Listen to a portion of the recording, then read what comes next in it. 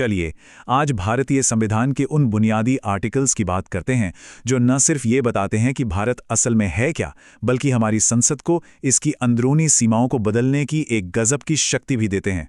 ये कहानी है भारत के एक ऐसे नक्शे की जो हमेशा बदलता रहता है। तो शुरुआत करते हैं सीधे संविधान के पन्ने से।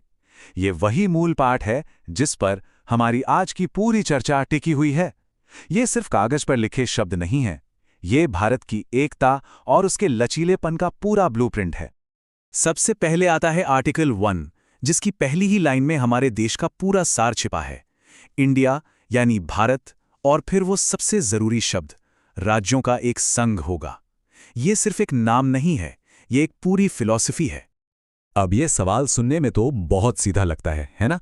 कि राज्यों का संघ का मतलब क्या है? क्या ये अमेरिका जैसे किसी फेडरेशन की तरह है, या फिर इसमें कुछ ऐसा है जो इसे बिल्कुल अलग बनाता है? चलिए इसी को समझते हैं। तो इस सवाल का जवाब हमें मिलता है इसकी नींव में। आर्टिकल 1 में जो शब्द इस्तेमाल किया गया है, यूनियन ऑफ स्टेट्स, वो यूं ही नहीं चुना गया। इसके पीछे एक बहुत गहरी सोच थी। यहां एक बहुत ही जरूरी फर्क समझना होगा। देखिए, भारत का जो संघ है वो अमेरिका की तरह राज्यों के बीच किसी अग्रीमेंट या समझौते का नतीजा नहीं है। इसका सीधा सा मतलब यह है कि भारत के किसी भी राज्य को देश से अलग होने का कोई अधिकार नहीं है। ये संघ टूट नहीं सकता। और यहीं से वो एक बहुत मशहूर कहावत निकलकर आती है, indestructible union of destructible states. मतलब भारत एक देश के तौर पर अविनाशी है, उसे तोड़ा नहीं जा सकता, लेकिन उसके अंदर के जो राज्य हैं वो विनाशी हैं। संसद चाहे तो उनकी सीमाओं, उनके नाम, यहां तक कि उनका वजूद भी बदल सकती है। अच्छा, तो ये शक्ति है कितनी बड़ी? मतलब संसद क्या क्या कर सकती है? आइए जरा देखते हैं कि भारत के अंदरूनी नक्शे को बदलने के लिए संसद को कौन-कौन से अधिकार दिए गए हैं। आर्टिकल 3 के तहत संसद को लगभग हर तरह की शक्ति दी गई है। एक नया राज्य बनाना हो, किसी राज्य का एरिया बढ़ाना या घटाना हो, किसी की बाउंड्री बदलनी हो, या फिर किसी राज्य का नाम ही बदलना हो, ये सब कुछ संसद के हाथ में है। ये एक बहुत ही असाधारण शक्ति है। ठीक है, ये तो हुई देश के अंदर की बात। लेकिन अब एक दिलचस्प सवाल उठता है। मान लीजिए भारत में कोई नया इलाका शामिल करना हो जो पहले से भारत का हिस्सा नहीं है, तो क्या होगा? क्या यही नियम लागू होंगे? और इसका जवाब हमें मिलता है आर्टिकल 2 और आर्टिकल 3 के फर्क को समझने से। दोनों ही राज्यों से जुड़े हैं, लेकिन दोनों का काम बिल्कुल अलग है। देखिए, फर्क बिल्कुल साफ है। आर्टिकल 2 संसद को शक्ति देता है कि वो किसी बाहरी नए इलाके को भारत में शामिल कर सके। वहीं आर्टिकल 3 उन राज्यों के बारे में है जो पहले से भारत का हिस्सा हैं, उनके अंदर फेरबदल करने के लिए। तो एक है बाहर से एंट्री के लिए और दूसरा है घर के अंदर एडजस्टमेंट के लिए। तो सवाल यह है कि संसद अपनी इन शक्तियों का इस्तेमाल करती कैसे है? आखिर इसका प्रोसेस क्या है? ऐसा नहीं है कि ये बस यूं ही हो जाता है, इसकी एक तय प्रक्रिया है। तो प्रक्रिया कुछ ऐसी है। ऐसा कोई भी बिल सबसे पहले राष्ट्रपति की मंजूरी के बाद ही संसद में रखा जा सकता है। फिर जिस राज्य पर असर पड़ रहा है, बिल को उसकी विधानसभा में राय जानने के लिए भेजा जाता है। लेकिन यहां पर एक बहुत ही दिलचस्प मोड़ है। संसद उस राज्य की राय को मानने के लिए मजबूर नहीं है। मतलब सलाह ली जाएगी, पर आखिरी फैसला हमेशा संसद का ही होगा। अब यहां एक बहुत बड़ा सवाल खड़ा होता है। जब किसी राज्य का नक्शा ही बदला जा रहा है, जो कि इतना बड़ा बदलाव है, तो क्या इसके लिए संविधान में संशोधन करने वाली मुश्किल प्रक्रिया की जरूरत पड़ती है? और इसका जवाब शायद थोड़ा चौंकाने वाला है, नहीं। इसे कॉन्स्टिट्यूशनल अमेंडमेंट या संवैधानिक संशोधन नहीं माना जाता। और यही बात हमें संविधान के एक बहुत ही खास और अनोखे पहलू तक ले जाती है। वो तरीका जिससे इतने बड़े बदलाव किए जा सकते हैं।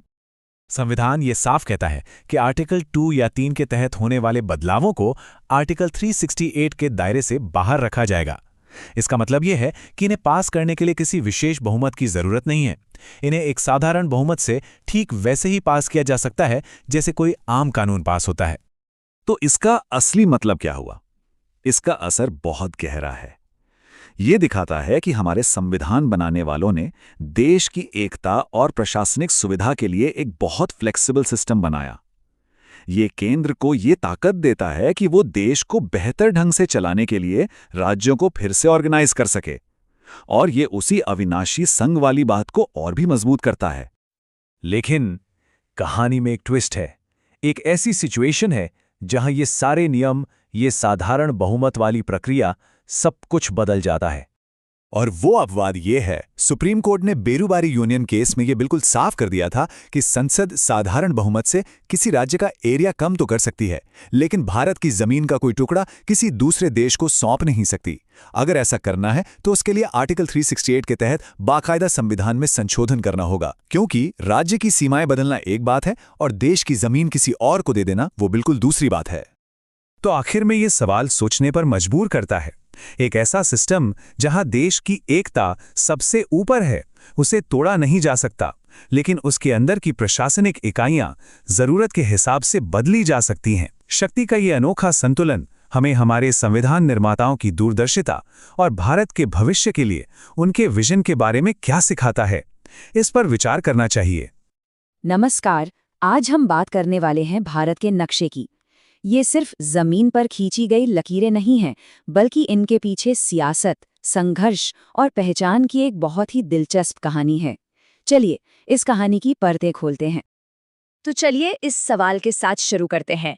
1947 में जब भारत आजाद हुआ तो उसका नक्शा दिखता कैसा था?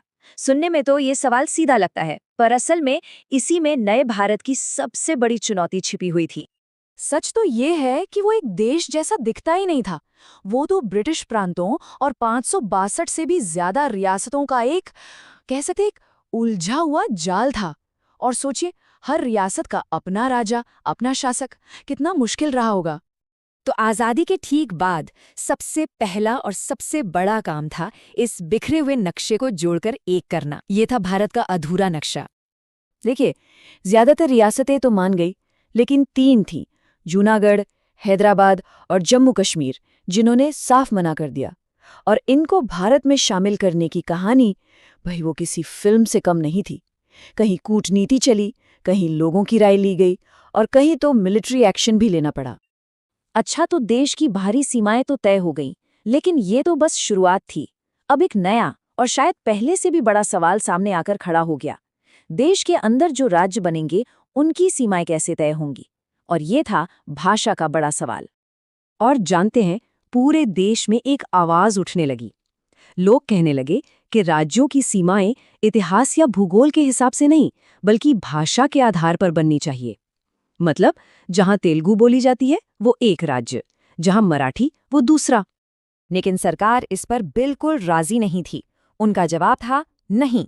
इसके लिए धर कमीशन बना, फिर जेवीवी कमेटी बनी, और दोनों ने यही कहा कि भाषा के आधार पर देश को बांटना ठीक नहीं है, प्रशासनिक सुविधा ज्यादा जरूरी है।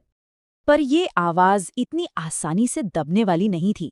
बहुत जल्द एक ऐसा आंदोलन खड़ा हुआ जिसने सरकार को अपना फैसला बदलने पर मजबूर कर दिया। और यहीं से शुरू हुई भाषा के आधार पर नए राज्य बनने की कहानी। इसकी शुरुआत हुई तत्कालीन मद्रास राज्य से।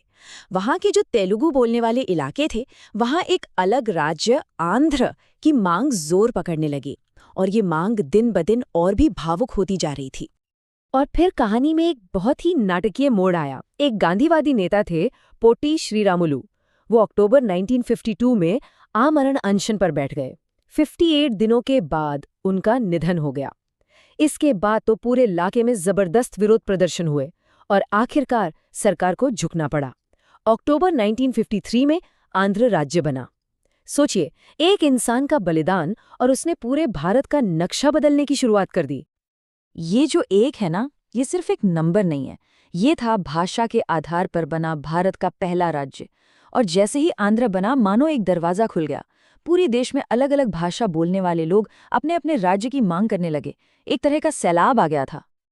अब इतने दबाव के बाद सरकार को कुछ तो करना ही था, तो 1953 में बना फजल अली कमीशन। इस कमीशन ने एक बीच का रास्ता निकाला। उन्होंने कहा, ठीक है, भाषा को राज्यों के पुनर्गठन का आधार बनाया जा सकता है, लेकिन उन्होंने एक भाषा एक राज्य के सिद्धांत को खारिज कर दिया। और इसी कमीशन की रिपोर्ट के आधार पर बना स्टेट्स रीऑर्गेनाइजेशन एक्ट 1956, जिसने पूरे भारत के नक्शे की नींव रखी। तो नतीजा क्या हुआ? 1956 में राज्यों की जो पुरानी 4 तरह की कैटेगरीज थी, A, B, C, D, वो सब खत्म कर दी गई और उनकी जगह एक नया और ज्यादा लॉजिकल नक्शा सामने आया, जिसमें 14 राज्य और 6 केंद्र शासित प्रदेश थे। लेकिन रुकिए, कहानी यहाँ खत्म नहीं हुई। असल में 1956 तो बस एक नई शुरुआत थी।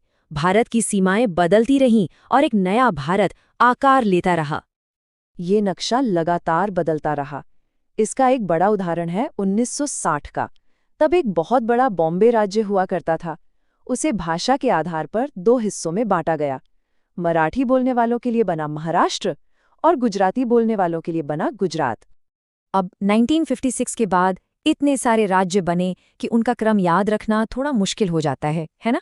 तो इसको आसान बनाने के लिए स्टूडेंट्स एक बड़ा मज़ेदार मेमोरी हैक इस्तेमाल करते हैं। ये ट्रिक है AM गुना है। चलिए इसे समझते हैं। A से आंध्र प्रदेश, M से महाराष्ट्र, गु से गुजरात, ना से नागालैंड और हा से हरियाणा। और ये लाइन आगे चलती जाती है। इससे 60 और 70 के दशक में बने राज्यों का पूरा क्रम आसानी से याद हो जाता है। और ये सिलसिला यही नहीं रुकता।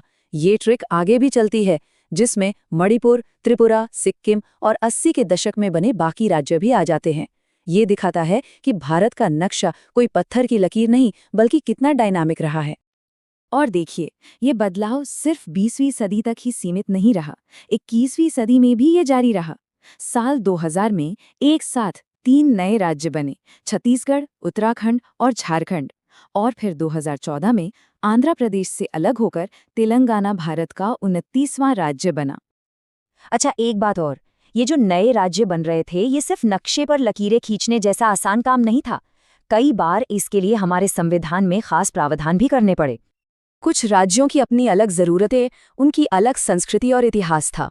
इन सब को ध्यान में रखते हुए हमारे संविधान में आर्टिकल 371 और उसके अलग अलग क्लॉज जोड़े गए। ये एक तरह से वन साइज फिट्स ऑल वाले आइडिया से आगे जाने जैसा था। मिसाल के तौर पर आर्टिकल 371A नागालैंड के लोगों के पारंपरिक कानूनों की रक्षा करता है।